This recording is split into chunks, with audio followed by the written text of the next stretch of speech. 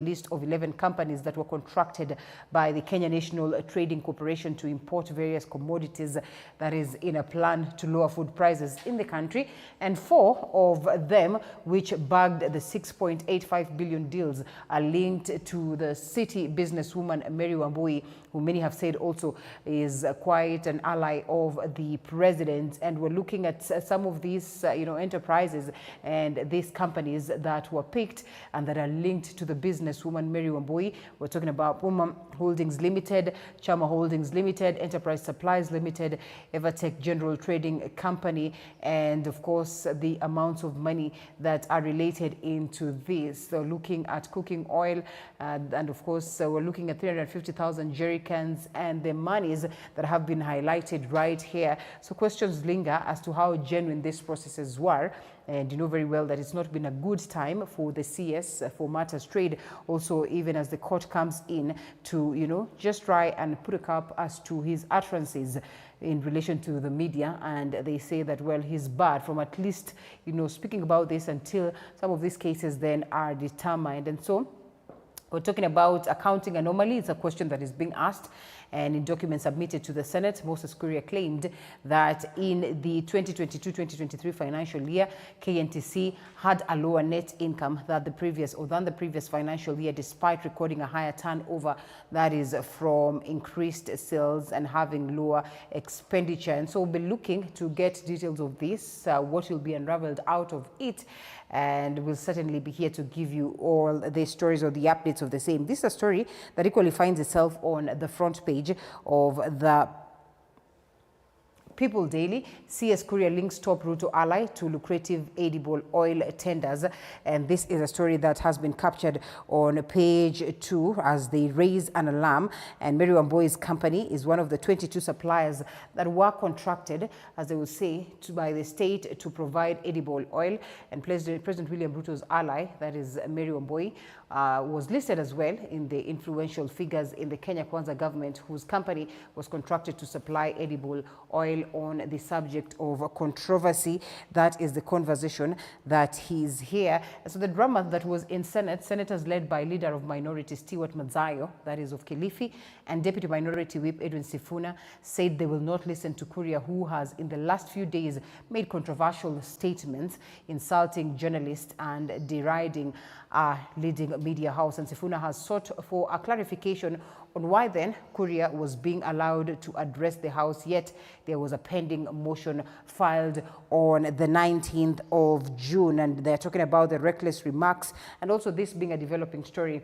I'll be here to make sure that this is addressed. And according to Kuria, KNTC procured commodities valued at 22.2 billion as at April 30th this year, and that is out of which food items worth about 4.8 billion have already been delivered. And so to address the rise in the cost of living, the cabinet approved a framework to position the Kenya National Trading Corporation as the anchor of state initiatives to create a price stabilizer, that is to the essential commodities. And so we'll be following up on this to see what really these revelations then mean, and whether then there's any cause for alarm. Taking us back to the front page of the Daily Nation that we had started with, also another story. Food prices fares to go up as members of parliament vote to increase fuel cost. And that is finally the 16% VAT on petroleum products after members of parliament, yes, voted to double it from 8% that was there. And the fuel prices then are expected to rise from next month. Just what will this mean for the people of Kenya? And as they would say, tighten your belts. The conversation is basically what is here. And this is basically also what we played out in Parliament. Ruto voting machine is also captured on the front page of the Standard newspaper.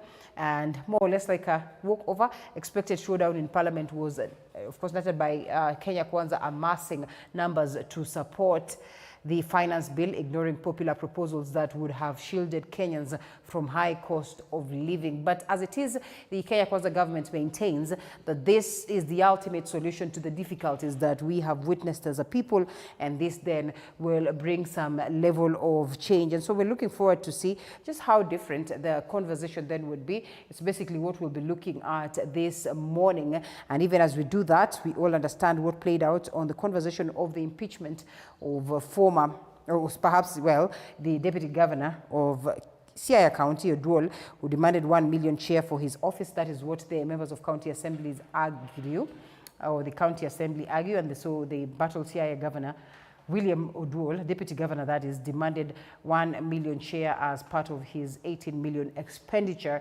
on his personal comfort. This is according to what the senators were told in the process of impeachment. A story captured on page 8. It's a developing one. We will be following up closely to just get to understand whether then his goose is cooked or the conversation will be different. And on the question of NHIF, that is the cases that are playing out, let's briefly look at what this story details. Yeah, let me see if I can get to zoom this to here. Well, giving me a bit of a headache right here. Okay, allow us to, again, as we try and get to fix that, look at the Standard newspaper. And Sudi quit school at class 7. This is according to what the court has been told. Remember, this has been a conversation that has been there in relation to, you know, just many people raising alarm as to the leadership that we have and just how most of them are not out there, you know, in terms like they have not perhaps gone to school to the levels that would be expected. But, well, whether this then has a ramification to their political career or not is a question of wait and see. The story captured on page 13 and still ongoing. Oduol pushed for 18 million for own comfort. That's a story captured on page 4 as well, according to the utterances by the members of County Assembly of Siaya County. Route of voting machine and expected showdown, like I had touched on that as well. We'll be following up closely. And the conversation on just the, you know, areas of constituencies and the numbers of, you know, Kenyans that are being represented by various leaders has been brought back to the Parliament in form of a bill that is by Kinjuri, who plans to change the composition of Parliament. A story captured on page 8 of the Standard newspaper. He speaks to this conversation of the areas and just how many members of parliament then, or how many constituents then members of parliament should be representing, as the conversation has been. The likes of Riru constituency has been looked at as one of the biggest constituencies, and, you know, the same allocation of money is accorded to the members of parliament, especially on the question of NGCDF. And as they would say, then it becomes difficult for them to even get to balance these monies across to almost, or to benefit a majority of the constituents. That is contrary to what we would expect with other constituencies where there are very few people, like say 100,000 that are being represented. And so members of parliament have complained a couple of times on the fact that this is not fair, even in terms of making sure that there's the balance of the resources. And then there's another story here as to the thrill and parties action packed by the WRC Safari Rally, and this officially being commissioned. Naivasha backs in glory of hosting World Rally Championship. And the story is captured on page 4, and page 46 finds itself on the front page of the Standard newspaper, and equally on the other papers. We also have the same conversation on the Daily Nation and equally on the People Daily, and I think we celebrate that in terms of just how much it brings business to the to the county of Nakuru, and of course Naivasha itself, and of importance to the people of Kenya in terms of it being a world, you know, sporting action that really is crucial, and therefore we celebrate that. And tough times ahead as members of parliament pass fuel tax. That as well we have touched on, you know, looking at the other papers, and it's basically what will form the basis of our conversation this morning. And allow us to shelve then what the papers detail, because I have touched on the key stories there, and we briefly look at the stories that have been prepared by my team, and then shortly I'll be looping in the gentlemen that will join us for the conversation. And here it is. The first story: one of the followers of Kilifi cult leaders, Paul Mackenzie, has died. That is while 2 others have been admitted to hospital in critical condition. And as Elizabeth Atieno now reports, Paul Mackenzie and his team are still facing, you know, this wrath of the courts and the law, as of course the investigations continue. Let's take a look at that.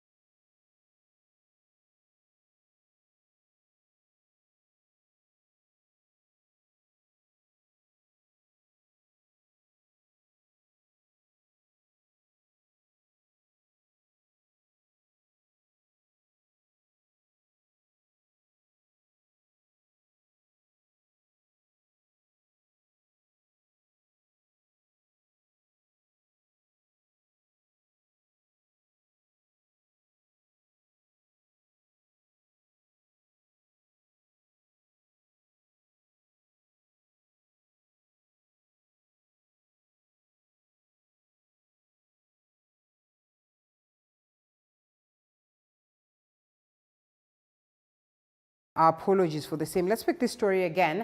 One of the followers of Kilifi cult leader Paul Mackenzie has died, while 2 others have been admitted to hospital in critical condition.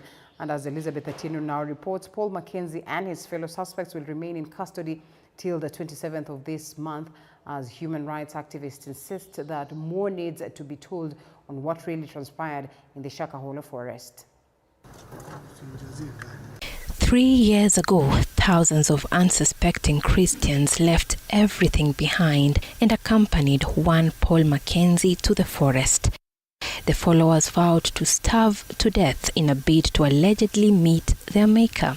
It is this burning desire to meet the maker that has led to the death of one Joseph Buyuka, who staged a hunger strike while in detention at the Malindi GK prison.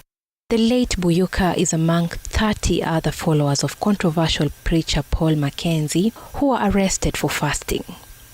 It is a fast that has left Evans Kalombe and Frederick Karemi in critical condition at the Malindi hospital.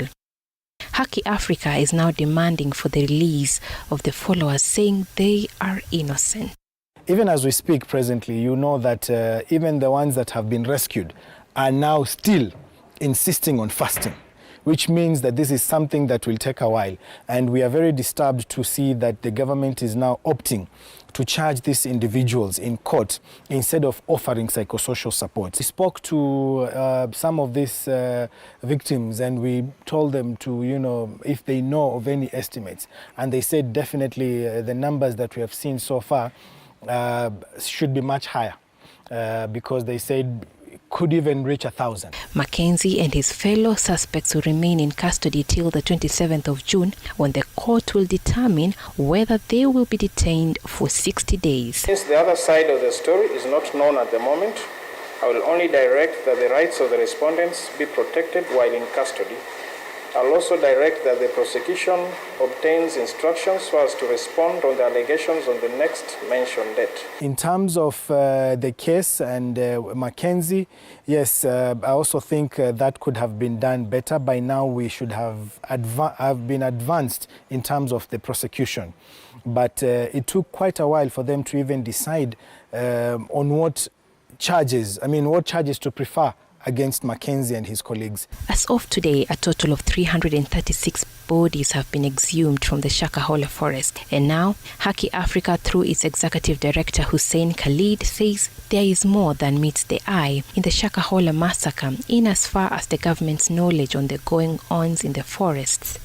And, we spoke to those first few families there, and they told us that, they were informed that it's not just a word of God.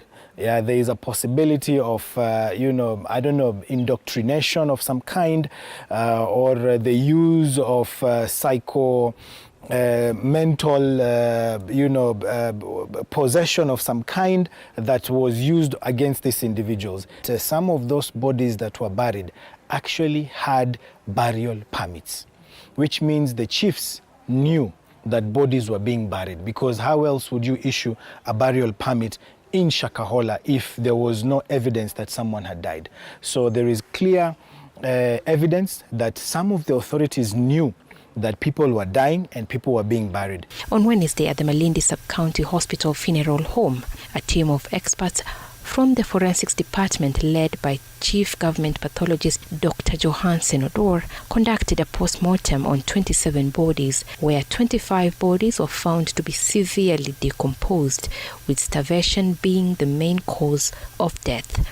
And as per the cause of death, we were able to establish that 16 of them died because of starvation, while 12 of them were too much decomposed that we were unable to find what was the cause of death. And so far we have established from our take that the allegation of organs being removed from these bodies, we've not gotten any evidence to indicate that the organ business was going on.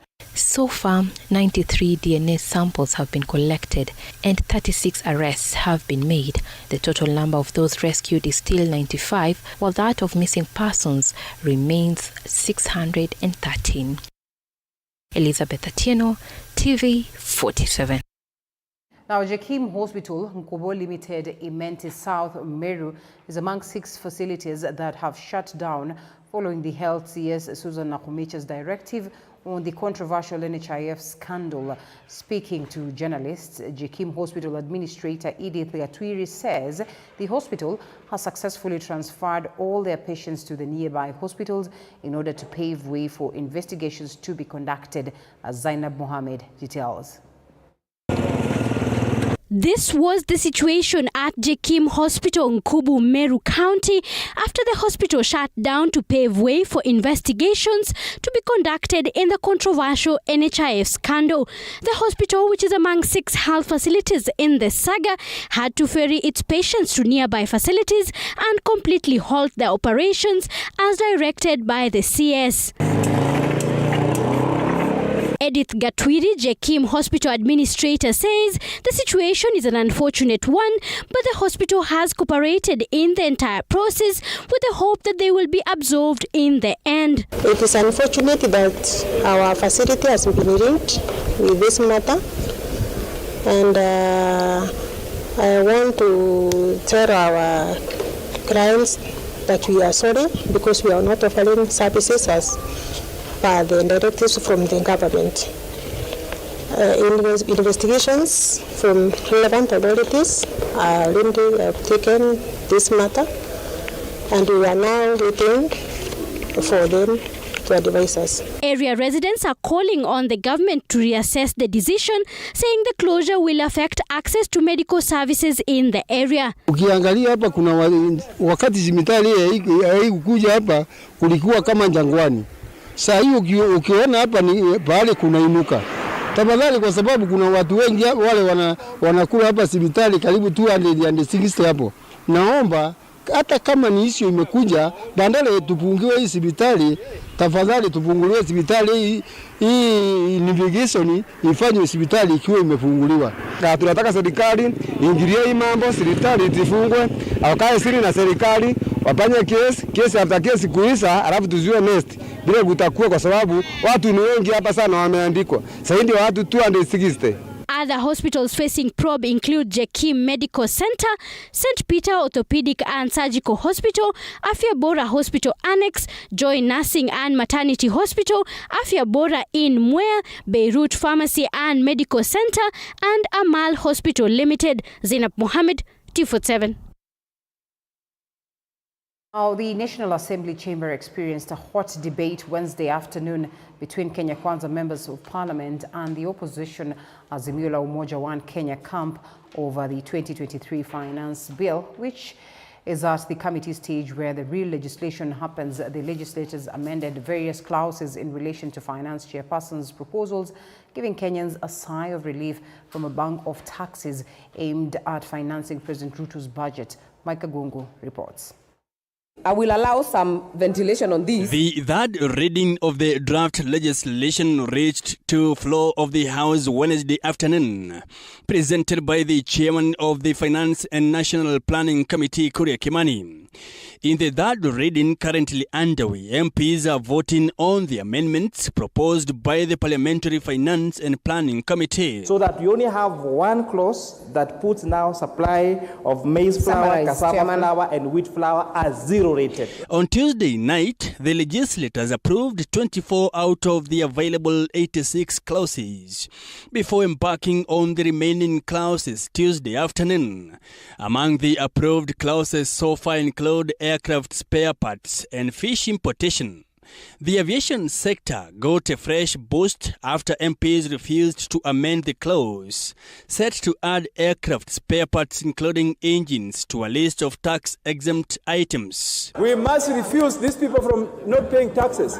Yeah. So we must support, I support this amendment and we must adopt it. We are not being fair to this country to oppose this amendment. This amendment will ensure we make quality jobs. We bring more aircrafts from other countries to come and be repaired in this country.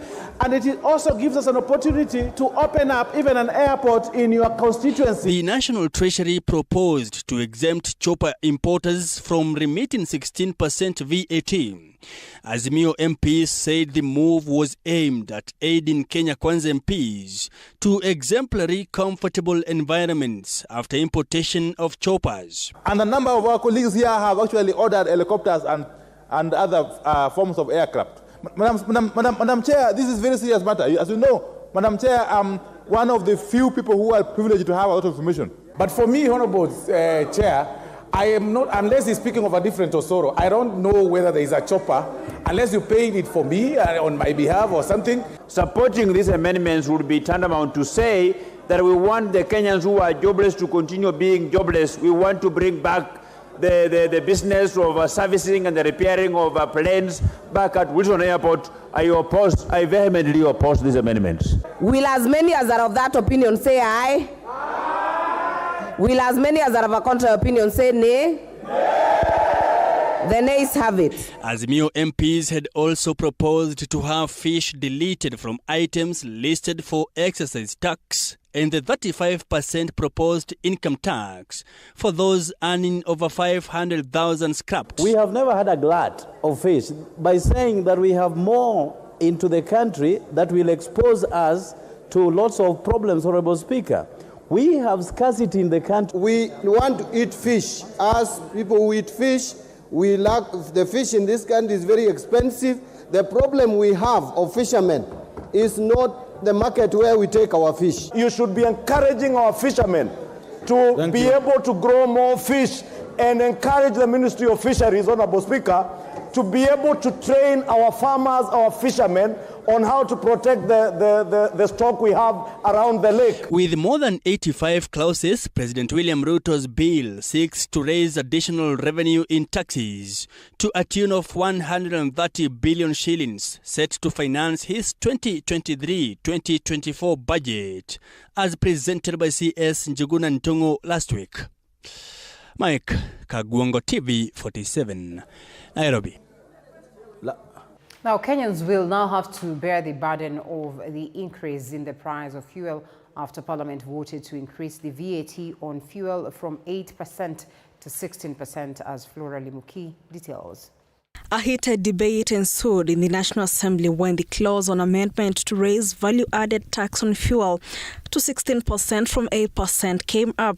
To be debating on facts and not shouting at each other.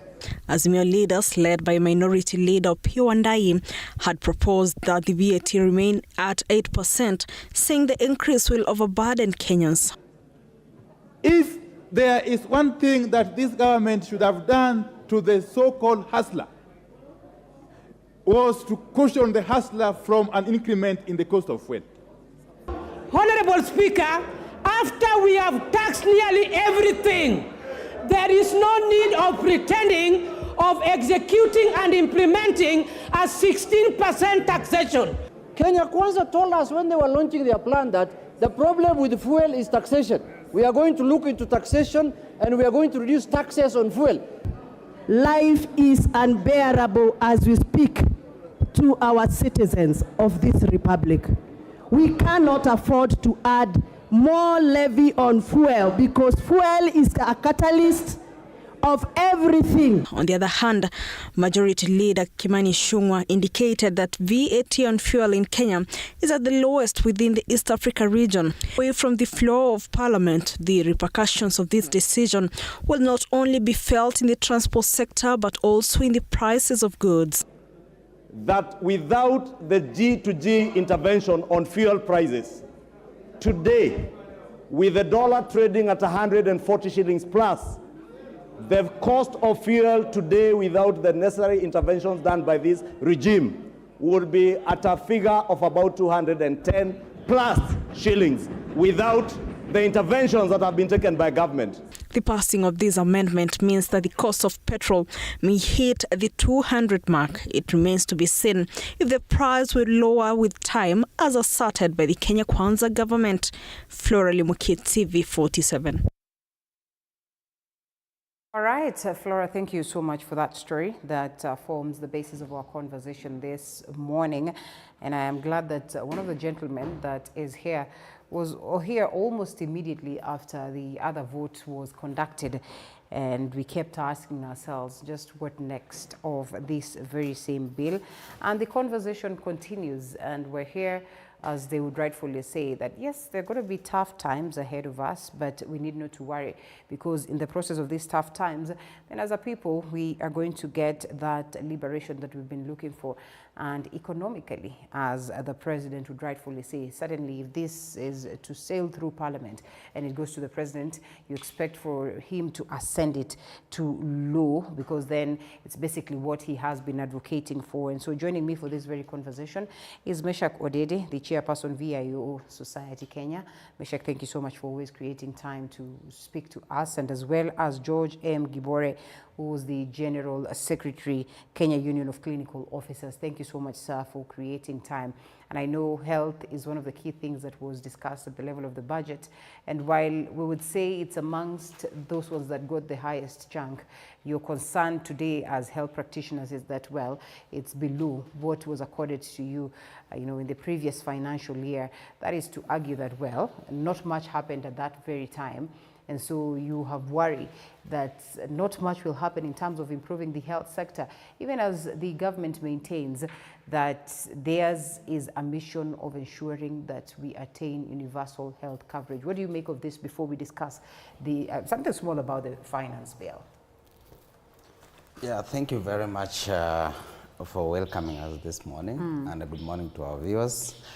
I think that's one of the critical issues that we need really to discuss when you look at the costs of healthcare in our country, and of course some of the issues that we feel that have been bedeviling our health sector, especially in the Ministry of Health and the county government, where the healthcare workers have continued to complain on a number of issues. But we feel that the allocation that has been projected, and especially the hype discussion about attainment of the UHC, we feel that this, whichever has been allocated, is way below on what should have been, because we still have, we are still rating very low in terms of human resource for health who are required to ensure that our public health facility are running and able to offer services effectively and to the maximum level that they are supposed to be.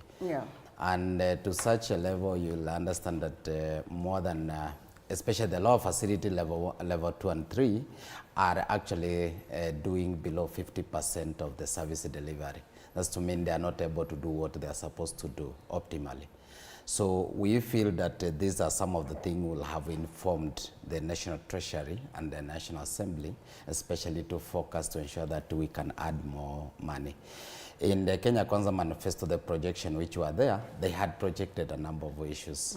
One was to employ over 20,000 healthcare workers in the first year of governance. Two was to establish at least a kitty to cover for some of the projects that are run by, or rather funded by partners. This program will include HIV, which we have seen the partners support reducing. And we have seen also the malaria issues, which are mostly funded by also the partners, the TB. These are programs which most of the time that these people, if they are left actually to take care of themselves and buy the medicine, they cannot. So that's why, and the government has not been spending any money on this, and it has largely lying. There is a projection that actually the partnership and the sponsorship will continue going down. So we expected actually a huge amount allocated for the same, but we don't see that also coming through. Health is crucial, and you will agree with us. Yes. But we also have witnessed that over the years, even in the troubles that we have, trying to strain ourselves, trying to as well manage, health will always get amongst the largest chunk, will be amongst those ones that get the largest chunk in the budget. And we also understand, he speaks of, funding from, the donors, and, most of the times they will get all this. So there's quite some amount that gets into the health sector. The very same sector is one of the sectors that has been bedeviled with the question of corruption. As we speak today, we have this NHIF conversation, the KEMSA scandal and all that. Is it too much for them to ask, especially when we haven't gotten much of accountability in terms of growth of this sector? Linda, I wouldn't say that it is too much to ask, because you can imagine without health, then what other sector would thrive? So the country has to be healthy first. Yeah. For everything else we desire to see happening to happen. But coming to the issue of health funding, I must say that this sector, or the funding, the issues around funding of the health sector was messed up in the first term of the Uhuru and Ruto administration. I am coming from a civil society. I used to work with one organization then, which was a very key or major partner in the health sector, or to the Ministry of Health. That was PSI, or Population Services International. Then, what happened is, we as a country, or the administration, I would say, for lack of better words, cooked data. And if you can remember the time we were moved as a country from to lower middle income economy, that is when the whole thing broke down, because we used wrong data, whether cooked, known or unknown. What happens, what is the repercussion about this? What happens when you cook data and move a country like Kenya to lower middle income economy? It means the global funding moves to other countries which are considered below you, the Burundis and many other countries like that. So what happened in that sector, the organizations that used to be very key partners in the ministry, to the Ministry of Health, like PSI and others, their funding from the global funds were removed because they no longer have a lot of work to do in that sector. It means your country, lower middle income economy means your country can now fund your health budget 100%. Or if there is anything to complement, it's just a little percentage. So they move the huge chunk of that funding to other countries, which are now seen to be more needy. So that data moved our country to a level where the global partners were now focusing on other countries which seem to be below us. And that is when we started the real struggle, because most of these organizations had to shut down the international aspect and probably restructure, and now, up to now, we have what is called PS Kenya. Then we used to have PSI International, because Kenya could now fund their health budget to 90-something% or 100%. So up to now, that struggle is going on. So we are seen at the international level as people who can fund their health budget to a good tune, but internally we are suffering. That is where the ARVs sometimes misses. That is where the malaria funds comes in a very small portion, because the bigger portion of that money has to go to other countries which are seen to be below us. So it's like we faked our data, and it is now coming to meet us at this point in time. So I agree, our health budget is still way below, and probably we need more, because without that health, then every other sector will not work. I mean, unhealthy community will not go to produce, even if you give them free fertilizer in the agriculture. Unhealthy community will not do anything, even in governance. I mean, sick people will not do well in governance, because as a father, if you are probably unwell, or your children are unwell, trust me, even in the office where you are, sometimes you don't give 100%, because better part of your mind is at home. I left my sons unwell, I left my daughters unwell. So anytime that you have issues that are health related, it affects your mental faculties, and your production in whichever field you are is beginning to go down. And briefly on that, and we are delighted to as well have Advice Mdalo, who joins us at this very point. Advice Mdalo is the national chairperson for Jubilee Youth, right? And it's good to have you this morning. What faction of Jubilee? Last time I checked, you were on the Kanini Kegas faction. Did that change? That is the party. We have no faction.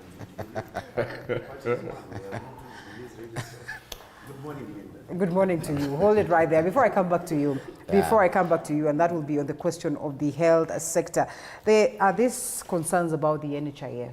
There are numerous concerns about Linda, cancer. before you move to NHIF, I think I need to rebut what my brother is saying. And say that really, I partly agree to what he's saying, but not true, because one, as a country and looking at our constitution, we have the sole responsibility to ensure that every Kenyan can get the health of a higher standard that they require. And to that's why we normally ensure that there are policies that govern on what we are doing. As a country, we are actually a signatory to the Abuja Declaration, where we need actually to ensure that we are purposefully investing in terms of health. So to that extent, we are supposed to have more than 15% of our national budget going to health.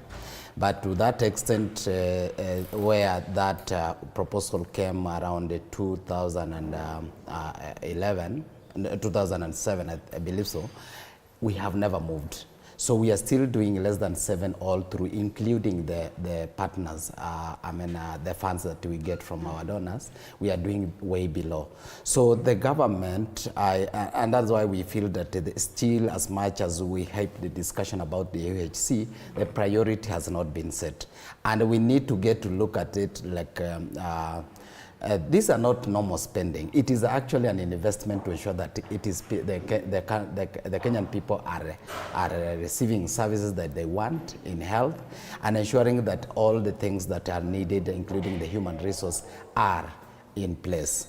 Now, in the absence of keeping the right focus, that's why we normally look at, we have literal resources allocated to health, and we have to go to look for partners to ensure that they are supporting us. If we as a country, we were even to do 10%, I can tell you that the impact will be felt in the health sector. But now, how do you justify the corruption cases that are there? How do you justify that there's going to be accountability if more money is accorded to you, if the little that we have been accorded really is not yielding what should be? I think that's where now governance comes in. That we really need a government that must actually stand against any corruption and ensure that we are able to take any measures that are required to cure this menace that has been bedeviling this ministry. And as I continue always saying that since 2013, these issues of corruption has been around the Ministry of Health, touching the NHIF and the KEMSA issues. And every day you wake up to another scandal is a big issue. But what I feel that is profiling this issue is that we continue complaining, but there is no action taken against those people who are stealing public funds. Because yes, the other day I saw KEMSA guys were suspended. But what has happened after then? The suspension of people from offices, they stay out for 3 years, then they are returned to come and work or is taken to other different sectors. This is something that continue profiling, or rather giving leeway for people to continue swindling our money. If there was people actually who have been taken to court and actually probably found culpable of the same, then we will not see people stealing money everywhere, including people who are not even the health sector, who collaborate with the healthcare workers to ensure that they are continue to steal our money. So we want to see the DPP swinging in action. We want to see people being arraigned in court. We want to see people being put to jail. So that one will be a deterrent. But if we continue complaining, we continue raising issues about corruption and no one is put to jail, or there's no measures that have been taken which are seen to be correctional, then I don't think that that will be an issue. But the bigger issue there is that, do we have leadership who are willing to fight this menace? then if there are leaders who are willing to do that, then we need to see action. But again, we have seen action. Let me take it away from you to him right that here. action is not enough really to appreciate what they are doing. An action where someone goes home, an action where, you know, the CS is in the public domain saying that it's not going to be business as usual, is not good enough? Linda, let's ask ourselves what really happens in other countries, which probably corruption is everywhere. Every other country have got issues around corruption. The difference would be how we are handling it, what we are doing about it versus what other countries probably that we admire does about them. Yes. The question we would ask ourselves is, if it is about leaving the office or being fired, I need to choose. I am in an office where I earn 100,000 Kenya shillings with the taxes that have now been put on us. Probably 50-something% goes in different taxes.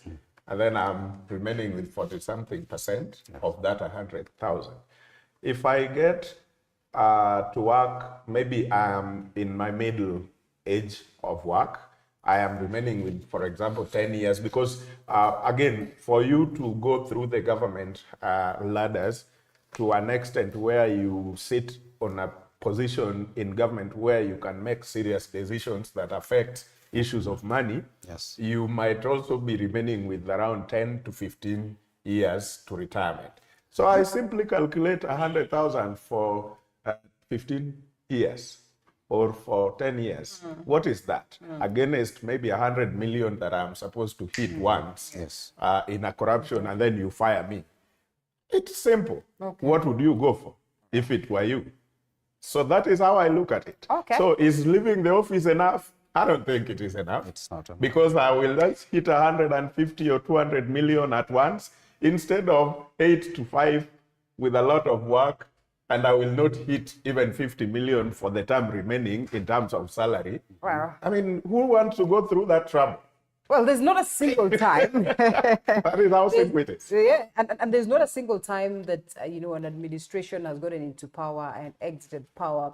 You know, first term, second term, let's just talk about under the new dispensation, that is the current constitution, without a case of corruption, you know, humongous case of corruption at the level of, you know, the health sector. And then you ask yourself, in as much as there's a justification for it to be accorded more, where is the value for money at the end of the day? Because you see, this is the taxpayers' money. And if money is going to be accorded to the health sector and the taxpayer will not even get this basic health, you know, care, then really you might as well say that perhaps it's not justified for them to get more or accorded more. What do you make of the health sector and in relation to the current budgetary allocations and basically where it is headed in terms of according the people of Kenya? Universal healthcare, you will tell us to pay NHIF, and then there's a scandal, you know, in the NHIF sector, and then you ask yourself, what is the point? Thank you, Linda, and good morning to Kenyans. I love what my friend Odede has really reasoned like a corrupt person. Like a corrupt person. Yes, like how a dignified corrupt person. You should always be ready. You never know when you are close to. He's trying to say most of us it is for lack of opportunity. Yeah. So, but what I look at it from I want to look at it from a very optimistic perspective, especially when it comes to this government, because we have had issues with the health sector before. The issues of the health sector have not come in with the coming of the Kenya Kwanza administration. And we must be forward-looking and we must be optimistic and give governments a chance. We have seen the government, the president take a sweep at what happened in KEMSA, including putting away the PS. It was to that high level. Now, does it really solve the problem in the health sector? No, it doesn't. It doesn't do it 100%. But there is a step towards the right direction, because we have come from a place where we saw the same thing and nothing happened. Now we are in a place where the president has taken action. Now we are moving. Remember, the road did not take a day. And because the road did not take a day, the solution is not going to take us a day. So if we are having the president and the president has been able to start off the process, we are seeing an element of an attempt to start cleaning up the health sector. I think we should be able to be optimistic enough and say let the government have this chance and let us see where they can be able to take the country. And the practitioners in the health sector must also be to blame because they are the ones who are there. They're the ones in the sector. We cannot be able to be having corruption and cases every other day over the same sector. I think in the last couple of days or couple of years, I think the health sector has had more scandals than any other, than agriculture, than education, than any other. What is the biggest problem with even the people at the health sector, for instance? So before we even talk about government and what government is doing, remember governments do not exist amorphously. Governments are people. So we have people, human beings in those dockets at the health sector. We have procurement officers who are there. So we must be able to change the thinking of these people. We must be able to, as a people, decide that we are going to curb this corruption. It is not the responsibility of one person. Yes, the president can do what he wants to, what he needs to do. He can clean up KEMSA. But remember, these will end up in the courts. The judiciary has to also come on board on this. We must also have the workers who are there, the civil servants. This is a very collective responsibility. And when I was coming in, I like what, I don't know if it was Odede who was saying that when you do not have the health sector right, there is no other sector that will be right. So we must be able to be very cognizant of that reality. And we must put the first foot forward and ensure that if there is nothing else, we must be able to streamline the health sector. Because unless we are healthy, no other sector will work. There is no journalist who will be coming to work if the health sector is not working. Teachers will not be in school, and if they go to school, there will be no pupils because the health will be in a mess. I want us to, you remember at some point when we were growing up, I'm trying to imagine that all of us are within the same age bracket. There was a time when you could be able to see public health officers come to school, and all of you would be given vaccination on polio and whatever. And the public health seemed to work.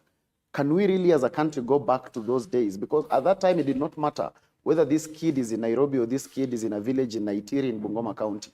When that needed to be done, it was done for everybody and with better health. Remember that time as kids, we played all over in the mud and whatever. But these sicknesses were not as much as today because public health at the time was actually working. I wish as a country we were able to go back there, and we will only go back there by being optimistic that we can get there. But most of us in the country, Linda, we are so used to being pessimistic that no matter what anyone does, we always look at how it will not work instead of looking at the possibility of it working. So let us give the health sector a chance. The CS together with the president have tried to take us in the right direction. Let us give them that chance. Let us be optimistic. All right, and we stay positive on that very matter. I think the biggest conversation today would definitely be on the finance bill. Last week, we're here with you, right? And we know the step that it had taken. It was almost evident it would be the same thing this week. What do you make of the conversations in Parliament then, now? What are the prospects for the people of Kenya in terms of getting economic emancipation? I think at some point, I even think we don't need Parliament. You're disappointed? Yes, many times. Because I mean, we have a parliament that is good on paper. Like on paper, everything is cut out very well and looks like this is what it should be. But on the ground, things are different. Is it because they do not agree with what you think is right? Not because they do not agree, because I find the level of debate not worth it. Because again, I watch Parliament, I listen to the debate, and you realize Mr. Speaker should even command that whatever has been said, please do not repeat, like we say in other forums. But we have one repetition of the same thing over and over, and here you are watching Parliament making a decision. And it is the same thing you had somebody say in a rally, you still hear them in Parliament, and now you don't see Parliament being really Parliament. Not really because I disagree with some of the decisions, but I also think, Linda, I have said here before, we heavily borrowed a lot of things in governance which we do not want to check whether they worked for Africa or not. We just see what do they do in House of Commons, and then we quickly lift that, bring here, we start doing it to tick the box and mark that done. And some of these contexts do not really work for Africa. So we are just doing the debate because the colonial masters sometimes told us it means you must discuss things. So we've borrowed a lot of our constitution from the other side, put it there, it looks great. Everybody across the world say Kenya has a progressive constitution, but does it really work to achieve what we want as a country? Sometimes you wonder. Yesterday they concluded, but for me, the most important thing on that bill was anything that is a catalyst, like the fuel prices. Yeah. And you realize the conversation went on, and everybody who voted yes claimed that we need independence. According to them, that was the catchy point. We need independence. I mean, we don't want to borrow. Yeah. So the question I would look into the eyes of Kenyans this morning and ask, if tomorrow President William Ruto puts his sign on that bill, will we never borrow? I highly doubt we will borrow Advice has more. told us that it's the step towards the right direction. So you might reduce on the borrowing and slowly by slowly. How do we determine a step towards the right direction? You can only determine that by taking that step, I thought. If I usually use an example that is well known to people, like Jesus used to use examples that people are close to. If you are close to the fish industry, he would use anything around lake and fishing. But now let me say, if I am buttoning my shirt and I have put the first button on a wrong hole, step towards direction would mean, like, yes, he is actually buttoning. Yeah. He is buttoning, so his shirt will not be open. Yeah. That looks like a step towards the direction, a good direction. But looking deep inside, we will realize that the first button on a wrong hole will end up messing up the others. We'll end up messing up the others completely. So is it a step? Yes, it could be a step towards the right. I will button finally, but one hole must miss a button at the end of the day, and one button will also miss a hole. Will also miss a hole. Let me let you in on this one. Yes. And well, he is justified to argue that way, Yes. and maybe it's because of the skepticism that Kenyans have literally, they have towards the government. And a valid question, just what is the guarantee that, well, after this, 1 year down, 2 years down, we'll not be borrowing anymore? Yeah. Advice would argue step towards the right direction, because we've been doing perhaps the things that we'd wish to do again and again without getting something in return. Could this be that one stroke that will change the game? Let me say that we are in a country where we are governed by law, and the law need to govern us and probably guide us on what we need to do. Sometimes we discuss about borrowing, and it's like it is a sin to borrow, and that's not very true. Like, including the developed country, they still borrow up to date. So the country cannot say truly that even if we do this, we are not going to borrow. In now where we can be able to, when we elect like the president, a number of us elected the president, and a number actually don't elect him. But once he's the president for everyone. The laws that are being voted in parliament, once they are passed, whether you voted for it, whether we were there and we are not MPs, it comes and affects us all. So this budget that is coming in place, as much as the projection is that we need really to reduce the borrowing, then if that decision is going to help this country move forward, then it is all of us to benefit. But unfortunately, where we are, especially when we are struggling economically and everyone is struggling to put food on the table, the biggest worry is the priority in terms of what is it that Kenyans are worried about. Every day, a majority of Kenyans wake up is that, can I get something to put on the table?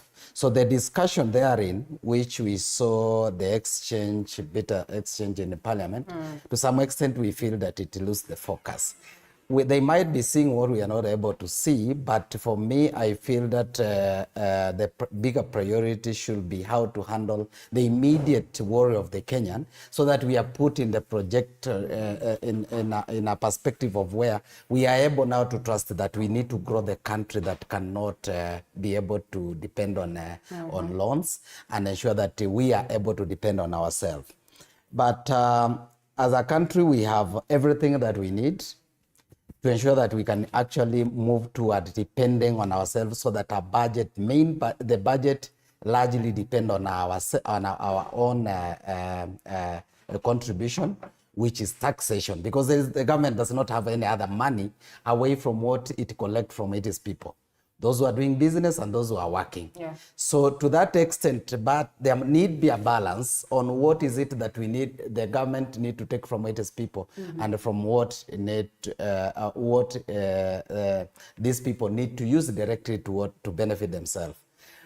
And as I say that, why I'm talking about that is that I have seen the president discussing about the issue of the bill, where he says that ninyi hamna kazi, kwa nini mnaingia hii maneno? Lakini the issue that we have is that for the people who are working, if you are working today, they are more dependent on you, and we are likely to grow dependence on you, because there are people are not going to be employed. And as the cost of life continues skyrocketing, is that everyone continue looking up on you, call for you to pay for their medication, call for you to ensure that they are getting something at least to eat. So the dependence level is going high. So there is no way that once the decision has been made, like what we are talking about, the house levy, that it is not going to affect the other people who are not employed. It totally affects them. Because if you look at the number of contribution you are invited to, you get to realize that every day they increase, and you're not able to do that. So, and looking at the dollar effect on our shilling, we really need to look at it like, how is it that, because you hold the Kenyan shilling and it's looking like just a paper thing. The exchange rate, like when you're going to the Europe, it is over 150. Actually, when you are outside there, it is exchanging at 164. So it is valueless. So until we give value to our money, we give value to what people are able to appreciate immediately, then we can be able to look at long term. Yes, the balance need to be there, and we agree with the president that that projection need to be there. But as we talk about that, I have not seen the discussion on how to see the loophole of the wastage of the government that has always been on the talk. And we have seen, including President Uhuru, talking about how we waste 2 billion every day. But how? The Kenyan continue asking, we have given you the mandate as the CEO of this country, and we do not see measures coming, even through this parliament, which now I've seen people calling that this is a voting machine, to discuss how to ensure that we can seal this loophole of government wastage. They say we do not fall short of laws that would help us address corruption. Why would we want to come up with others? Allow us to take a short break, and then we come back on that very note.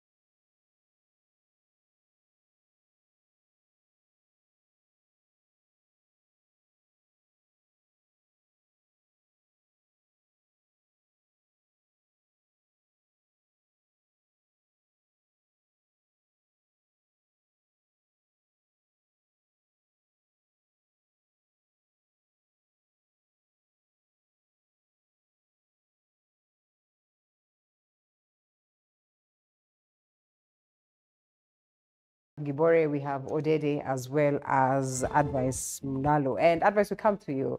A lot of things that this gentleman speak to in relation to the conversations in Parliament. First of all, the, trust deficit, I'd say, first of all, and how the government is going to deal with corruption. And equally, on our members of Parliament and, just how they speak to the issues that concern the people of Kenya.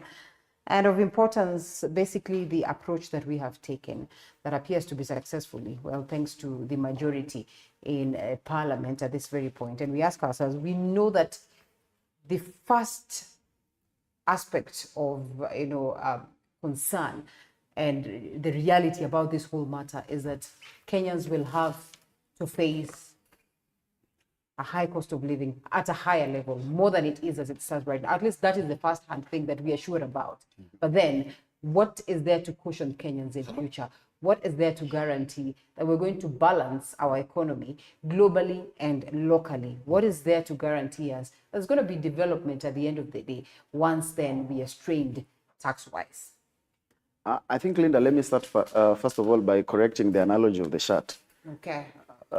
When I said a step in the right direction, when you start buttoning with the wrong hole, that's a step in the wrong direction. Okay. It is a step, yes, but in the wrong direction. And it is outrightly Yeah. Okay. A step in the right direction is starting with the right button. Okay. So that would then be it. But then coming to our Parliament, first of all, I consider myself a very realistic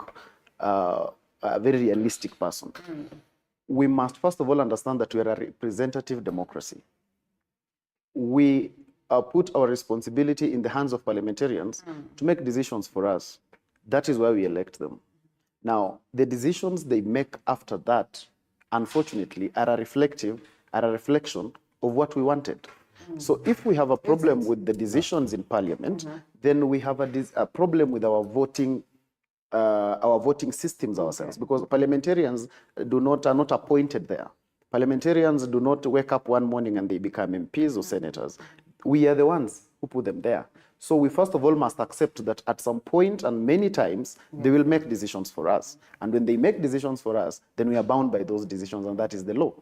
So after that understanding, now we come to again the reality of what Parliament is. There was a time when Parliament was really a house of deep conversation, where by the time a decision was being made, the normal Kenyan would be able to really understand that this is actually why this voting is happening this way. It is unfortunate that today we have, the Parliament has turned into a whipping block, whereby it is more about what is my party stand on this. And if it is not my party stand, it cannot also be my stand.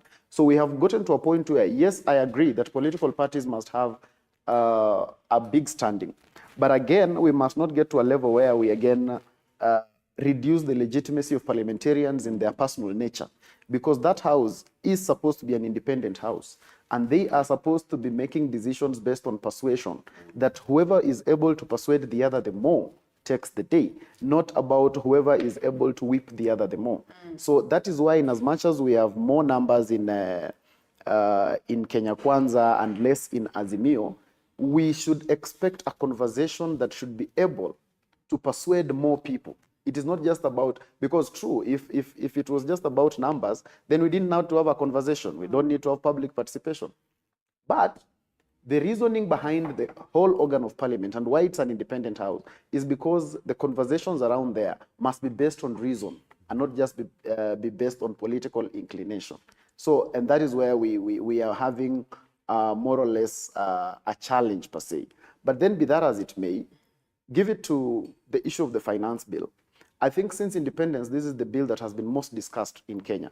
And give it to Kenyans, this is the time when they have had the most interest in matters that affect them, especially on matters of the finance bill. Since independence, we have not had more than 1,000 memoranda submitted to Parliament on matter of the finance bill. We have not had the kind of submissions that were able to happen during that public participation. Yeah. And we might be able to say, yes, this public participation did not bear much fruit, but give it to it. We were able to have amendments and some adjustments on this bill, courtesy of those of that public participation. We were able to have, for example, the tax on the creatives, was able to drop.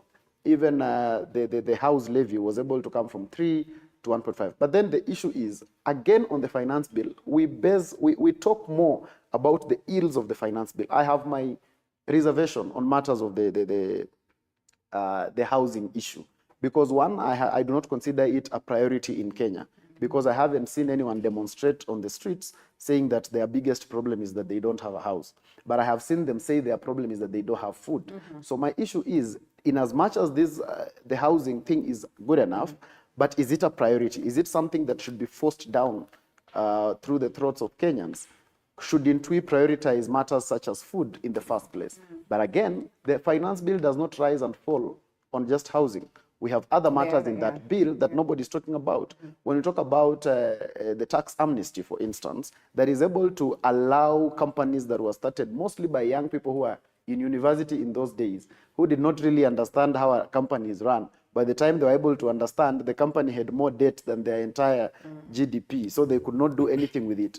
If we are having such an issue like that tax amnesty that is able to now make these companies come back to being robust, I think that is a positive thing. If we are going to have more tax for imported products, especially in the sectors like manufacturing, where our people are making using timber to make furniture all over from Ngong Road to Thika Road. If we are going to have furniture coming in be more expensive than that is already in the country, that is a positive, because those people then are able to compete more favorably in the market.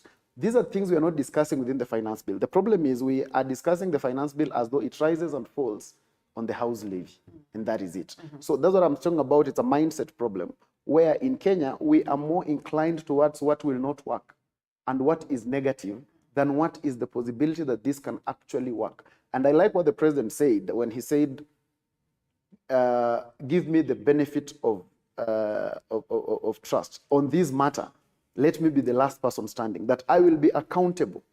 Yeah, that at the end of the day, on this particular subject and this finance bill, please hold me to account. But you see, and as advice, you have to acknowledge that there's the existence of Kenyans who are alert to what is happening in the country and globally. There is the existence of those ones that are advisors of the president. There is the existence of these ones that you call members of parliament that have been elected to think and reason and even make laws for the people of Kenya. And so while one individual would come and tell you, give me the benefit of the doubt on this one, I mean, it is only fair for people to have conversations revolving around to challenge that. And perhaps that's why the Constitution allows for public participation. And when you say that, well, at least it's a step towards the right direction, my understanding of a law is that once it is declared law, it should function to the later and not function haphazardly in the name of, okay, fine, at least meskika kidogo, so then we can move to the next, like it should be full force and, implemented to the later. Otherwise, Linda, if you allow me before he comes in, I wanted to correct this notion where we say that the leaders we have elected are really the representative of what what they are doing there. It is what they perceive that that's our position. But of course, that's not the spirit. One is that the Constitution envisages that there will be civic education on a number of these issues, so that when we are making a decision as Kenyan, we have that. We can be able actually to make an informed decision. The civic education has been killed in this country. There has never been an allocation to ensure that there is this civic education being taken to the people, so that people can understand and participate in bills, development, and everything that we do. It is a deliberate thing by the government. And when I say that, by the way, I want to say that I worked with the Kenya Kwanza to come in place, and when we are pushing for things to happen, it doesn't mean that we don't support them. We support them, but we want to see the right action taking place. And we are not saying that the issues of house is bad. They could be good, because if you look at the cost of housing in this country and the cost of lands in this country, it is something that you really wonder, how does it skyrocket that you cannot buy a land here in Kenya if you are earning a normal salary, unless you are government entrepreneurs. So to that extent, that is why we say it is a good idea. But to that extent does not take us our right to say people are sleeping hungry. Because we need to see that discussion more. Like I have seen several public appearances of the government, and no one is speaking about people sleeping hungry. That one does not take our right from asking for that. Yeah. It does not take our right from asking for focus on the issues of health. Okay. So that we can be able to move as a whole, not just focusing on one issue that we feel it's very important. Right. But and why we are talking about housing is because the president keep on talking about it again and again, and he has not talked about what my friend is talking about. But yes, we are a country and we must be able to work within the law, and the law must be able to give us that privilege, all of us as a country, to participate effectively for its development, and it should be appreciated by everyone, not just a part of it. And the representative and the MPs, when they go to parliament, for me, I say, yes, you have denied us our right of civic education. We maybe elect you because you bribed some of us. But to such extent, when you make a decision that is adversarial to your people, it does not mean that your people really wanted that. And the people must have the right to caution you and to ask for what is right for them. Right. Yeah. Linda, allow me to say this. Do we need to trust the president? Yes, we do. But does that take away our right to look at, participate in that? No, to look at who he has been so that that trust can be built? Wow, okay. It does not. The only way we get to trust each other is by looking backwards. What has Linda been? I mean, what other promises have you made? And have you made good of them? That helps me a lot to trust you. But you can't be making opposite decisions against your own promises back then. Then you're here now asking me to just trust you now. So how does that trust happen? This is a man who campaigned on the shoulder of the lowest of a country. And the promises are there. You people are in the media, you can actually play those clips. Yeah. In this number of period when I'm in power, this will happen. In this will happen. Then all of a sudden, the opposite are happening. We said the lowest of the pyramid.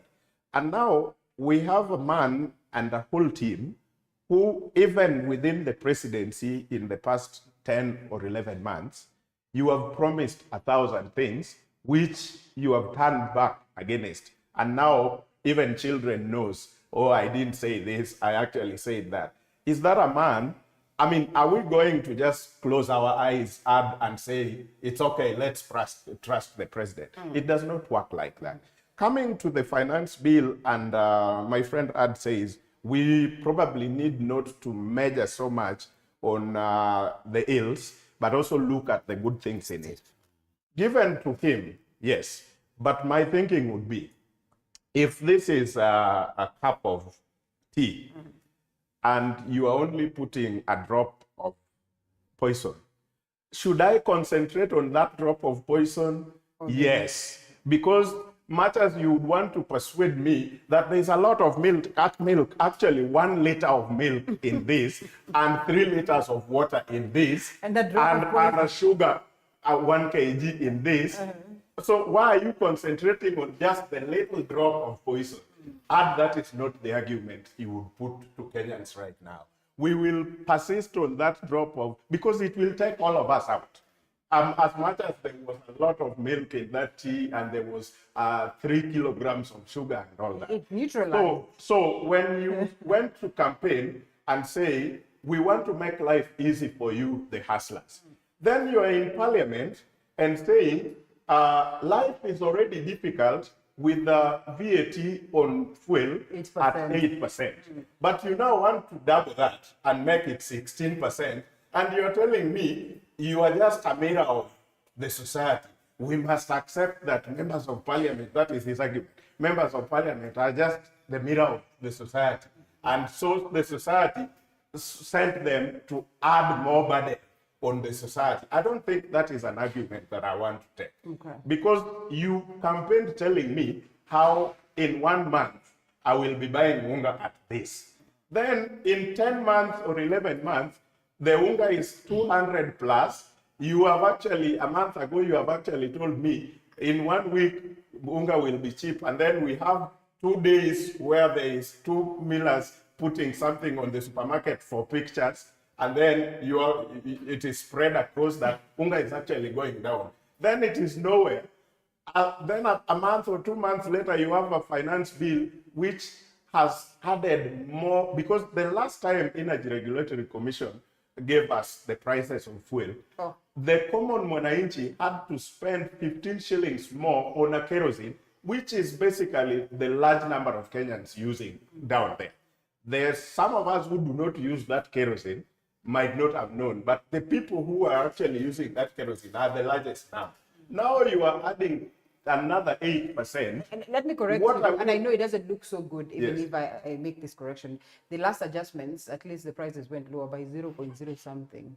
Percent, and then you want 0.0 something. But when it was added, it was 15. Yes. So look at how we are being played here. When it is time to add a whole 15 shillings, then when it is time to reduce, 0.0 something. So coming to this, we are adding 8% on the other fuel, 8, yes. on the fuel.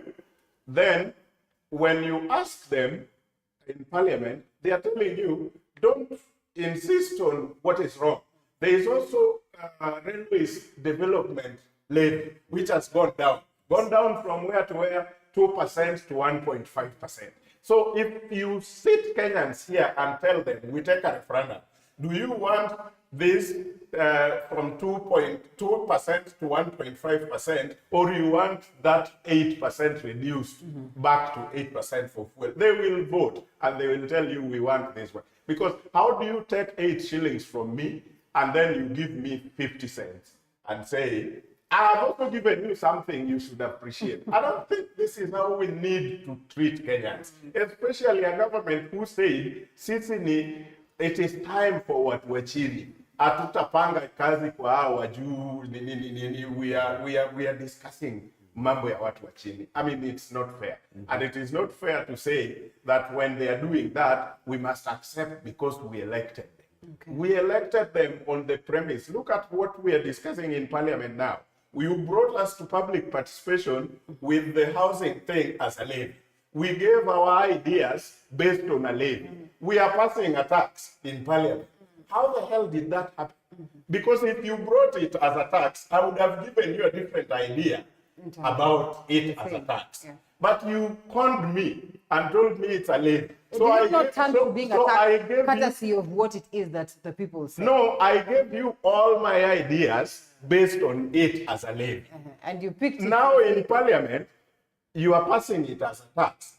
Considering your ideas. Honestly, my ideas that I gave as a levy is now irrelevant. Okay. Yeah, because it's a different thing now. I want to look at the opposition, but allow me to narrow it down to one individual. What do you suppose could be going down the mind of the Right Honorable Raila Odinga right now? I think what would be going on in the mind of Raila Odinga would be very far-fetched for me to try and imagine. You have worked with him. But I've worked with him. Yes, and yes. I was part of the Azimio campaign secretariat. I managed the youth campaign for Azimio. And